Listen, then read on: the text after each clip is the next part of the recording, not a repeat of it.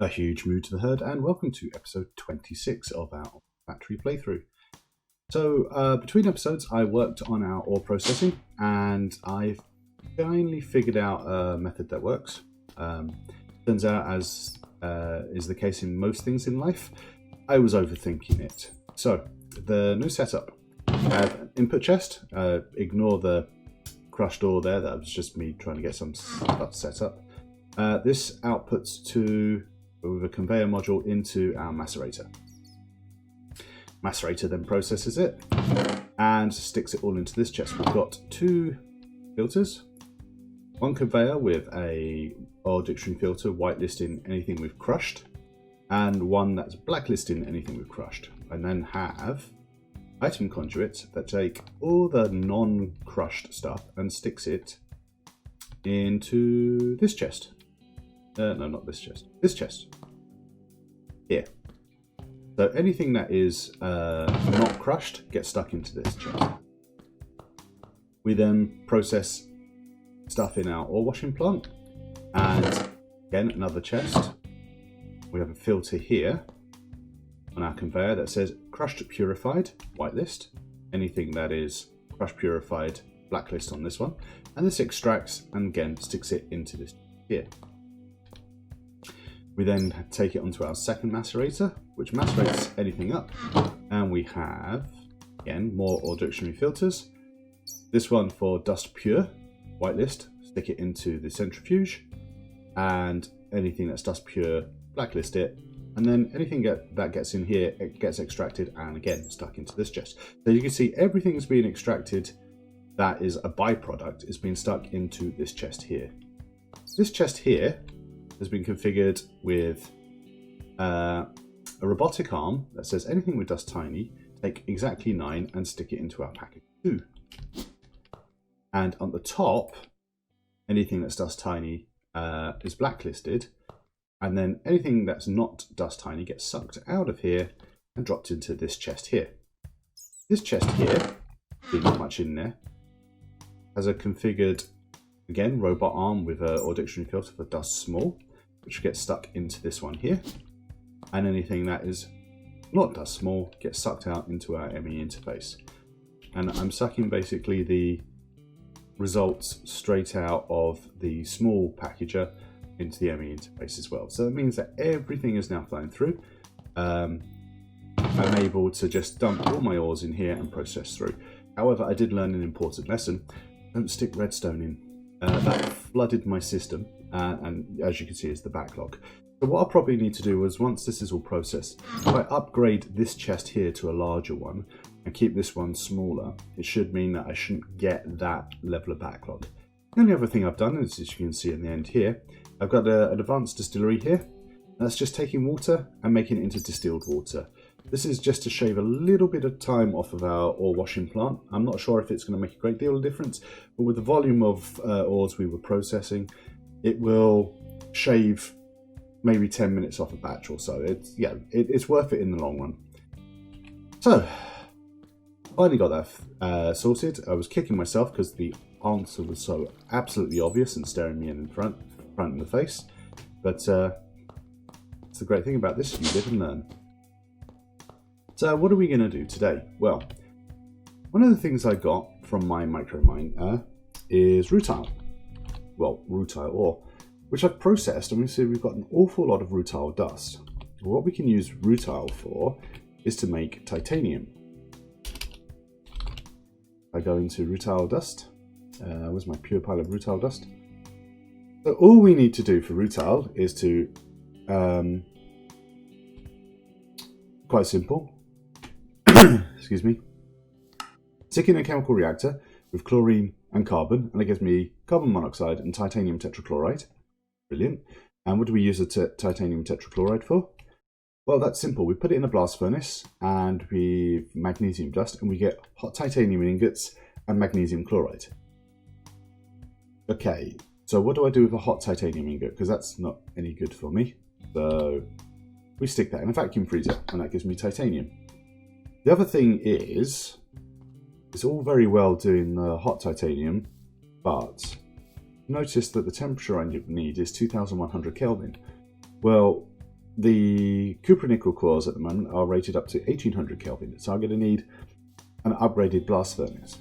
Now, the next up from cupronickel is Canthal, and Canthal is rated up to 2700, so that's what we're after. Hope. Let me just double check that. I've got myself doubted.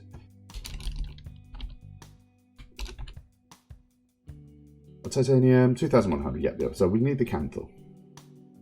Again, we need to stick Canthal ingots, which come from a vacuum freezer with hot Canthal. And we can use the normal cupronickel blast furnace for the Canthal. Excuse me a second. But again, we need that vacuum freezer. So as you can see, I've made up my vacuum freezer. And we're going to get that installed today. I've got two HVCFs, one for the blast furnace and one for the vacuum freezer. So we'll get the vacuum freezer drop down first. So vacuum freezer controller, I've patterned all of these up as well, so that I can make multiples if required. We'll take out energy input hatch, we'll drop that there. And then I want one output bus and one input bus. And what have I got? Is input on the left? Okay, so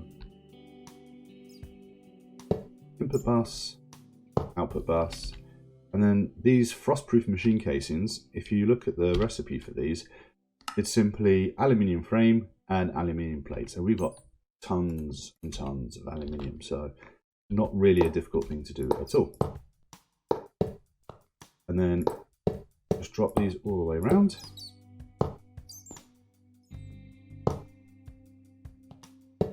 Let's just do this one.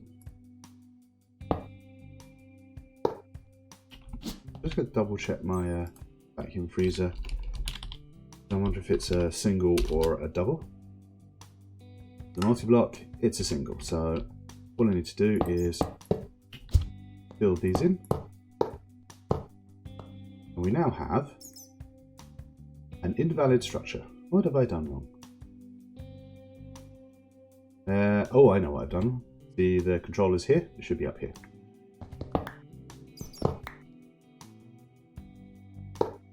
Should follow the instruction.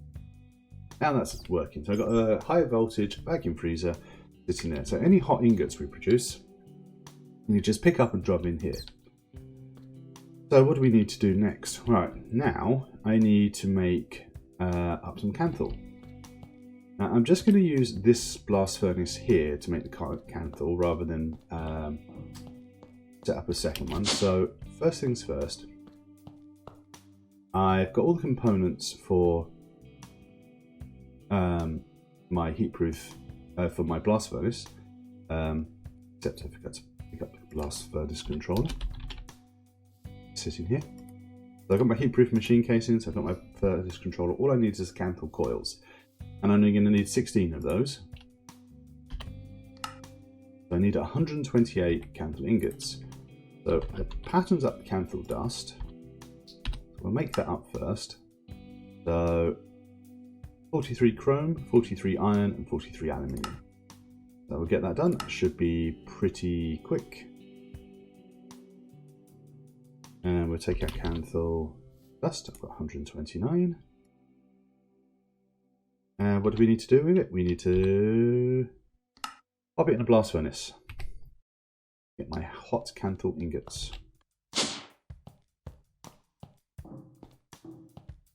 So drop that in there. How long does this take? Yeah, it's very quick. So obviously 128 is going to take a bit of time. This should be going straight into my AE system. Yep. So if I go up to my AE system, still need to do that remote. Go for Canthal. If I just pick one up. Ow, ow, ow. Oh, that's not good. Yeah, so hot, bad. So obviously we're going to need to get some an ME interface. And in the time-honored tradition of cooking programs, everyone, here's one I made earlier. This is going to be the challenge. Is I've got to get a hot Canthal ingot down to here to say add it into there. Or I could just do a pattern. That might be easier. So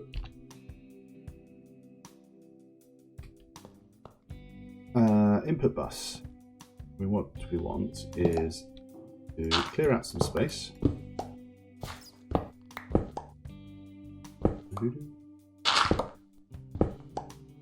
Hope I've got enough ME conduit on me. Answer to that question is no. Let me go and grab some more.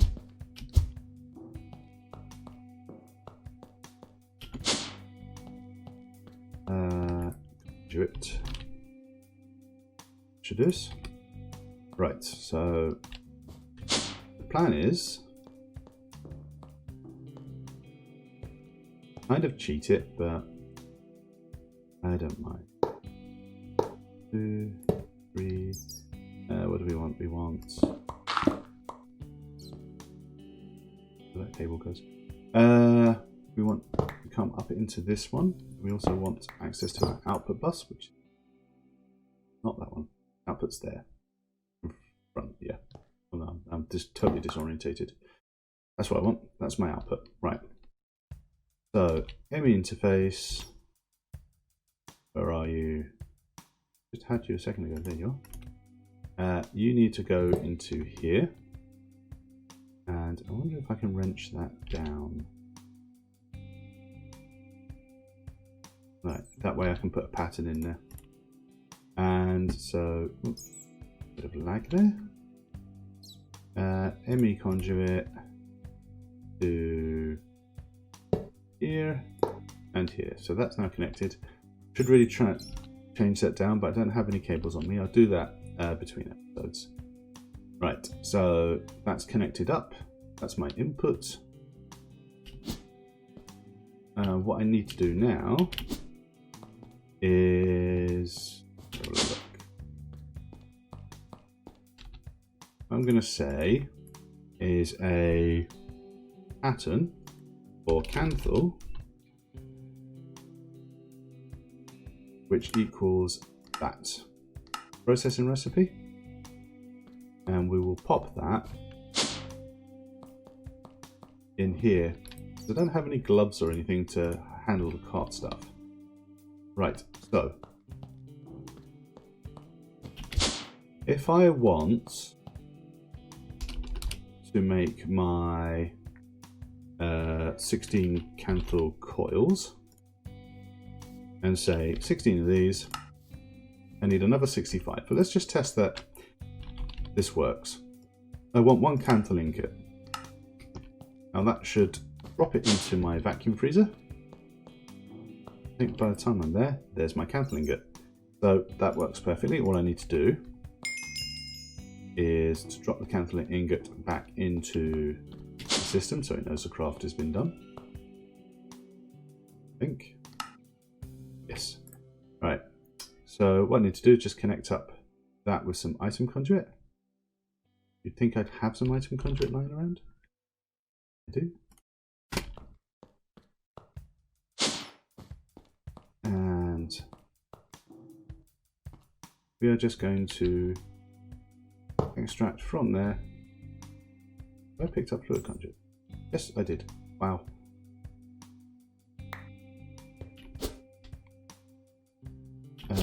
Let's just do this.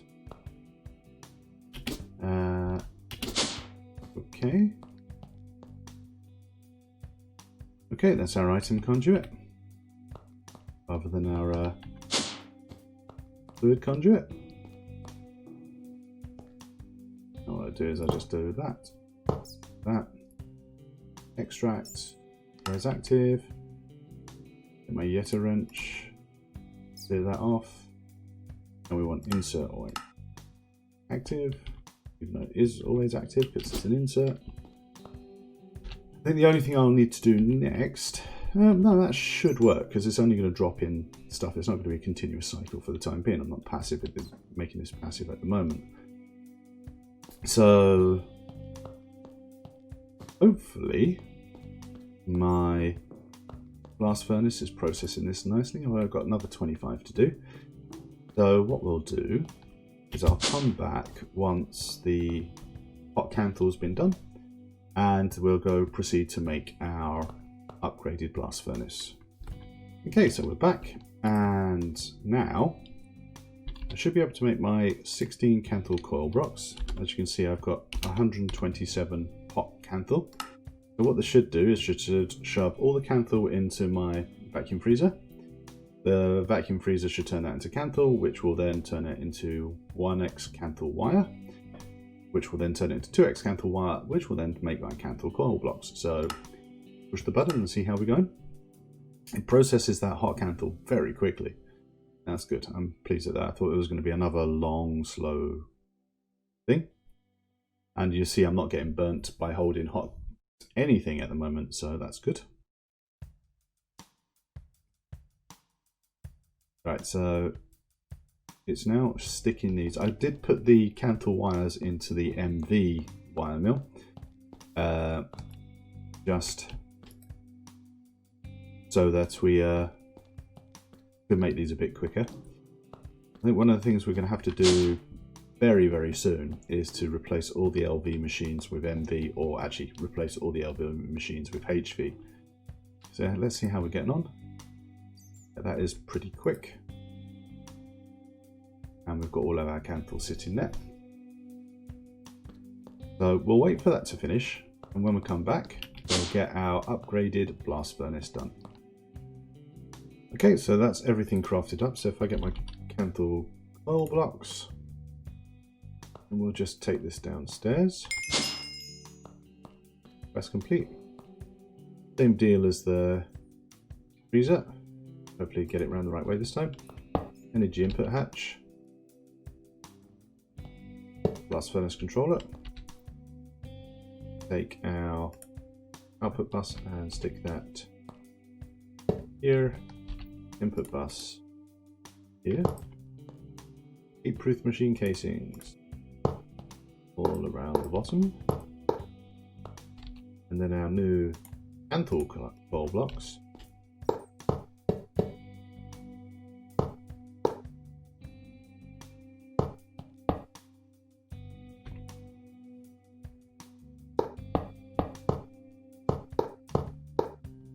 And finally our heat-proof machine casings again.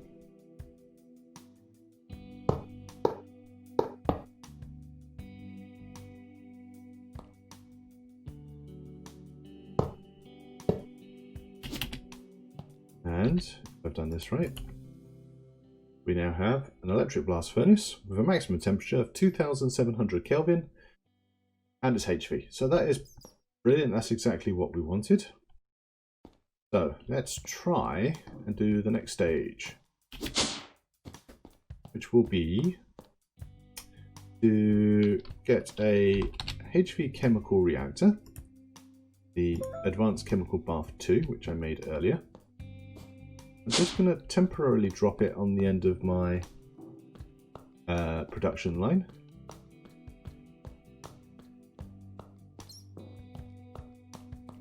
Drop you here. Why didn't they give me the quest? Advanced Chemical Bath. Oh, I created the wrong thing. That's the chemical bath rather than chemical reactor. Whoops. Let's go and pretend this never happened. Just wander back. Sometimes it's you read one thing and you read it as something else. Chemical reactor. That's the one we want. So let's pattern that, because I'm guessing I'm going to need a lot of those. Excuse me. Change the chips to the one I've got. Pop that in my recipe.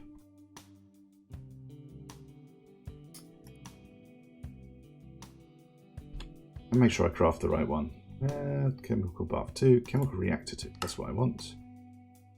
Right, and we'll be back once that's crafted. Okay, so our chemical reactor is now crafted. The correct one this time, rather than the chemical bath. So we'll just get that installed.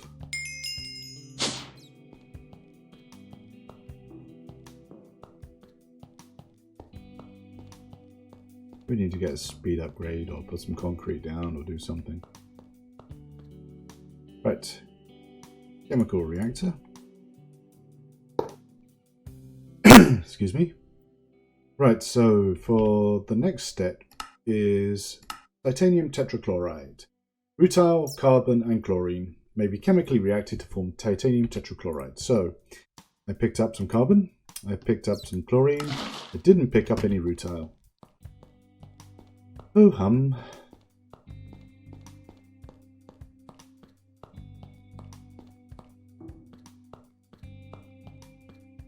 Okay. Let's grab our rutile. Grab a stack. Obviously between episodes I will automate all of this, so there is less walking backwards and forwards, but I'd like to just get some titanium made before the end of this episode. And we'll drop that in there, and it will slowly move along. One of the things I did do between episodes, I was having more power issues, so I have added 2 more simulation chambers with our shulker model, and you can see they're already both at self-aware. And I now have a backlog of diamonds and shulker matter and so on and so on and so on. So all of my numismatic dynamos are now at full charge. So that's going to be one less thing to worry about for a short while. I think we'll probably need to expand it again, especially if we start converting more and more stuff over to HV. Right, I now have carbon monoxide, but more importantly, titanium tetrachloride. So just take that lovely titanium tetrachloride, and what do I do with it? I need a bucket of it. Easy to do. I have a bucket of titanium tetrachloride. Combining titanium tetrachloride with magnesium in an electric blast furnace, approximating the Kroll process, will net you your first titanium. Unfortunately, it's super hot. You'll need to cool it in a vacuum freezer for it to be usable. Okay, so let us go.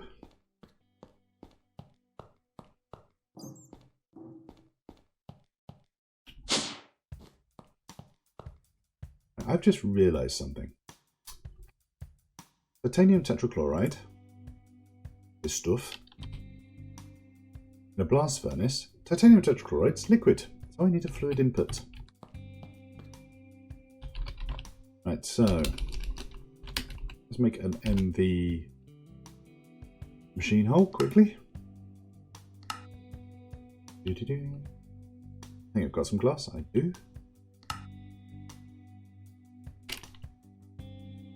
I take my machine hole. Where are you? You're here. And some glass.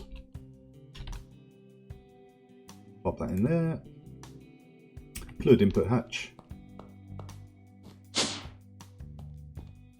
That could have been really embarrassing. We'll take out our machine casing from there. Pop our fluid input hatch there. Perfect. Make sure that's still sorted, and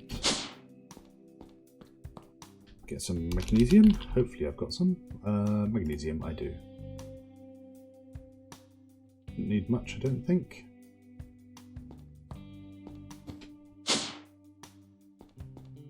Now we're going to do a pain test. So magnesium, titanium tetrachloride in. Now processing. How quickly can I get from here to here? This will be the test. Right, what else is there? If you absolutely insist on putting hot ingots in your network, you'll have to manually encode the pattern with an ingot that damages you while you hold it. Your call. That's to say, if you're auto crafting on demand, it's better not to have your ME network know about the intermediate state. Outputting the hot titanium ingot directly into a vacuum freezer avoids extra complications and item types. So what we could do, I take, say, this all out for the time being. very messy, and just have an item conduit go from... well, actually, why am I doing it that way? Just do that. Pop. No, it looks neater if I do it underground, but for the time being, this will do. And we'll say extract, always active, insert. Yep, always active. So now, I should have my titanium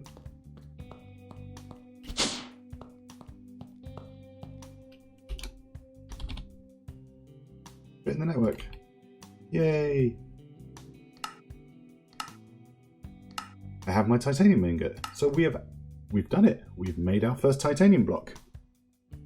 Obviously, going to need to do a lot of automation between episodes because we're going to need to automate that chemical reactor, and it's at the end of my ore processing line, not the most ideal place.